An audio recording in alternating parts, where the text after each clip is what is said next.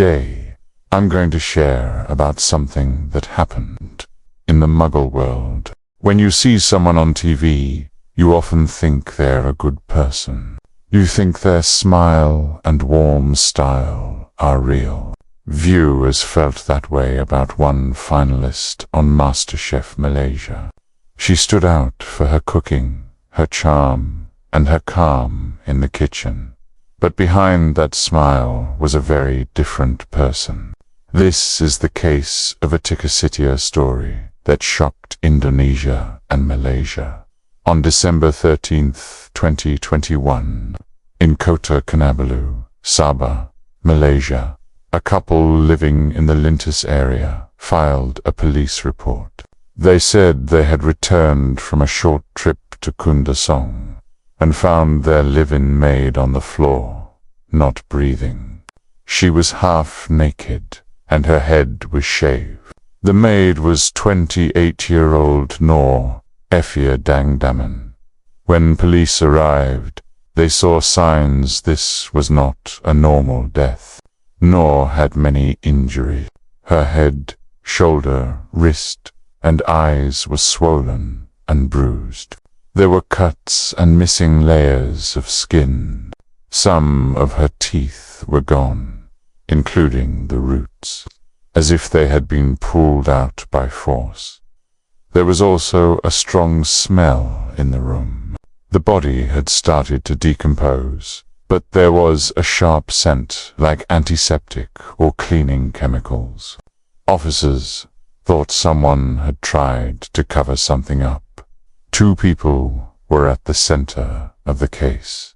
34-year-old Atika Siti Norasikin Muhammad Sulang, the MasterChef finalist, and her ex-44-year-old Muhammad Amori Yunus. In public, they looked successful. In private, something dark was happening. Police spoke with many witnesses.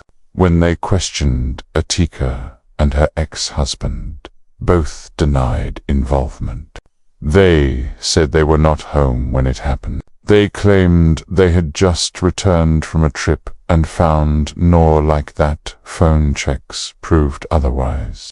Investigators found shocking videos on their phones. The videos showed Nor being abused again and again. In one clip, someone punches her. Clean. In another, she is beaten with a metal pole. In one video, scalding water is poured over her. In the worst clip, someone pulls out her teeth with pliers. These videos were saved on their phones, as if the abusers were proud of it. After seeing the videos, police arrested Atika and Amori. Nor Afia was 28 years old. Some Malaysian reports say she was an Indonesian national from Bulukumba in South Sulawesi. Some Indonesian reports say she was born and raised in Malaysia and had Malaysian citizenship, though her extended family lived in Indonesia. Whatever her legal status, Nor came from a humble background. She worked hard from a young age to support her family. As an adult, she followed a path many women in the region take. She looked for work abroad to help her loved ones. After marrying her Indonesian husband, she moved to Malaysia and worked as a live-in maid. She changed employers a few times and eventually worked for Atika and her then-husband. Amori people knew Atika from TV. In 2012, at age 24, she reached the top 3 on MasterChef Malaysia Season 2. She later married Amori, who was described as either a contractor or a Petronas engineer. They had 3 children. Atika also earned a master's degree in geology from the University of Malaya. On paper, life looked perfect. Inside their home, it was different. We do not know exactly when Nor started working for them. We do know she was abused over time. Proces stayed, likely because she needed the job and had no safe way out. Sadly, Nor's story is not rare. Many women from Southeast Asia work as domestic helpers abroad. Domestic work can be the only option, and it often comes with risk. Abuse and exploitation happen too often. Some illegal labor agents also traffic workers and place them in homes where they are treated like property, not people. The autopsy showed Nor suffered long, repeated abuse. Some injuries were older, others were fresh. Investigators believe the worst abuse happened between December 8th and December 11th, the likely window of her death. This was not shouting or a single slap. It was extreme cruelty. Atika and Amory used Nor as an outlet for anger and even for entertainment. They dragged her by the hair, slapped and mocked her, and recorded it. Two acts stood out for their brutality. One was scalding with hot water. They bathed her by force and poured boiling water on her. Burns on her skin proved this. The pain would have been severe. The other was the dental abuse. A forensic dentist, Dr. Nur Hayati from Kuala Lumpur Hospital, examined Nor's mouth.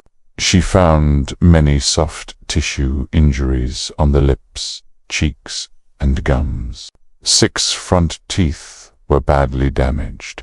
The fractures did not match a normal fall or punch. They matched forceful extraction. The breaks ran through the crowns and into the roots. The bone and gums were damaged. These injuries happened near the time of death. There were no signs of healing. Nor was alive when her teeth were pulled. Police also found the video. It showed Nor's mouth being forced open. One person held her head. Another used pliers to pull teeth out one by one. There was no anesthesia, only laughter. Officers were shaken. This was not just murder. This was torture. Nor suffered burns, bruises, and beatings. The pain kept building. The abusers filmed it as if it were a show. When the case became public, people were horrified. Many said they could not finish reading the reports. Even medical experts said the pain Nor felt was unimaginable. One expert said it was a 10 out of 10 on the pain scale. Nor died from necrotizing fasciitis, a fast-spreading infection that destroys skin and deeper tissue.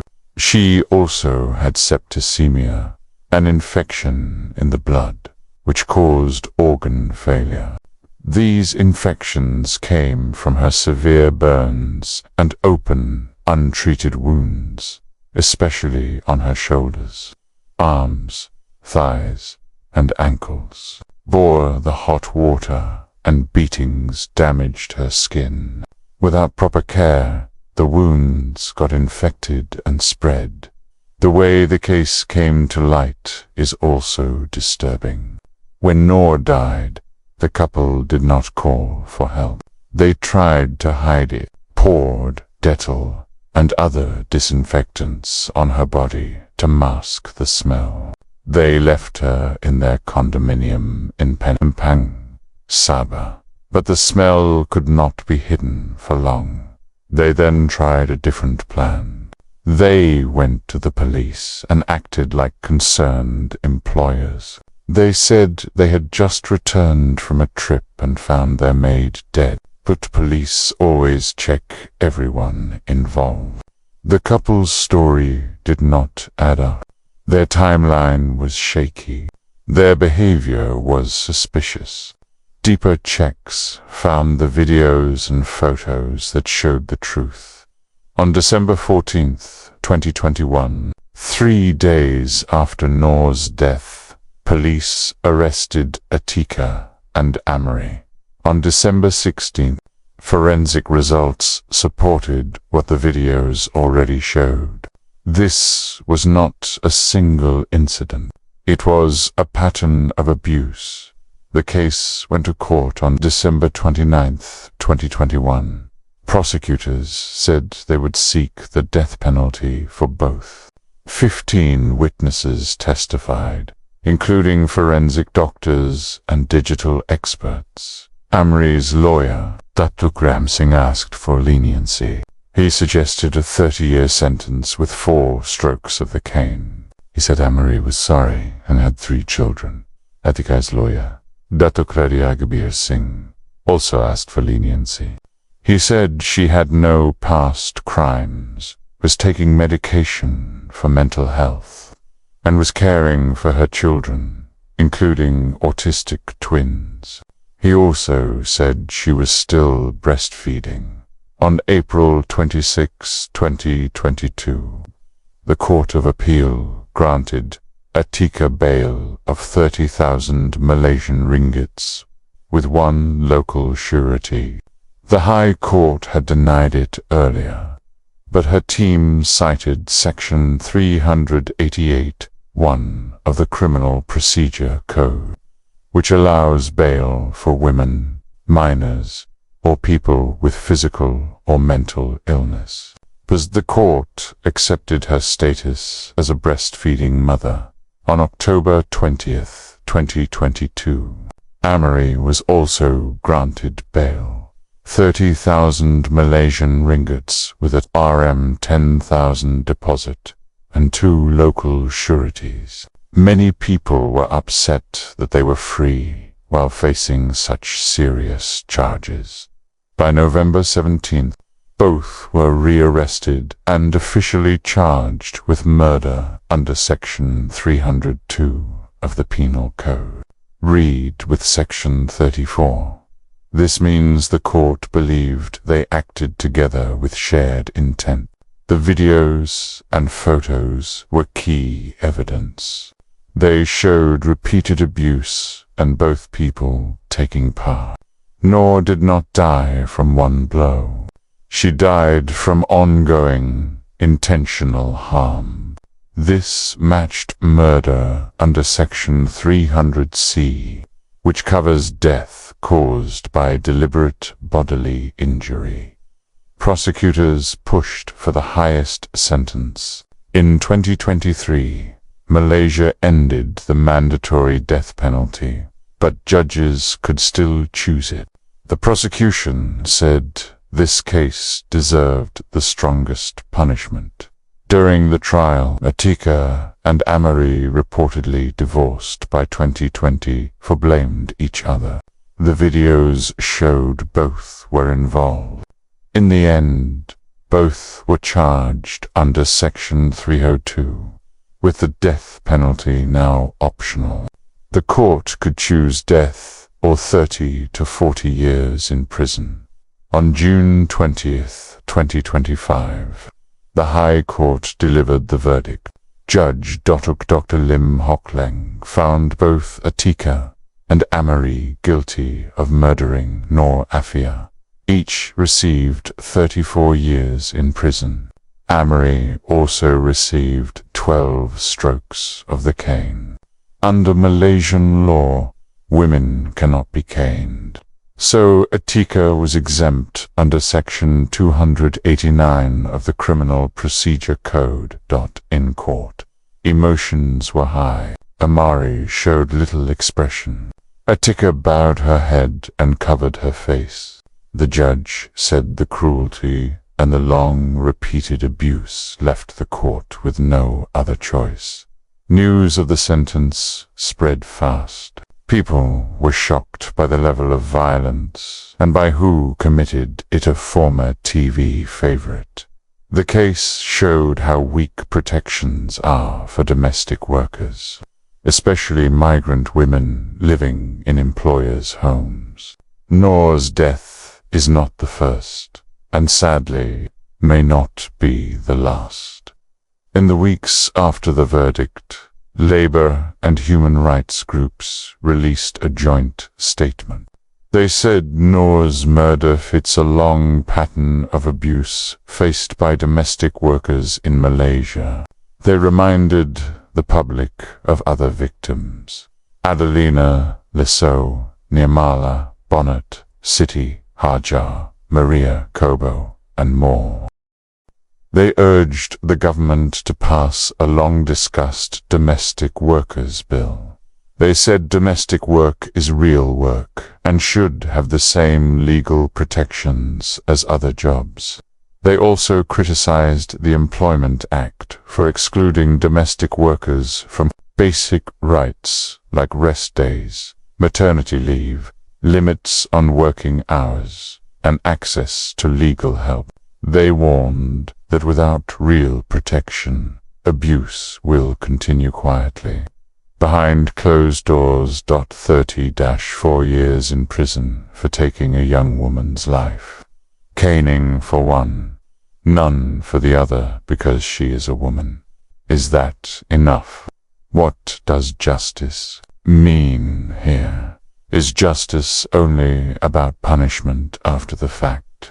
Or does it also mean changing the system so that someone like Nor is never put in that position again? Malaysia relies on domestic workers. Why is it still so easy for their pain to be ignored? Why is it still so hard for them to be seen and protected like other workers? These are hard questions, but we must ask them.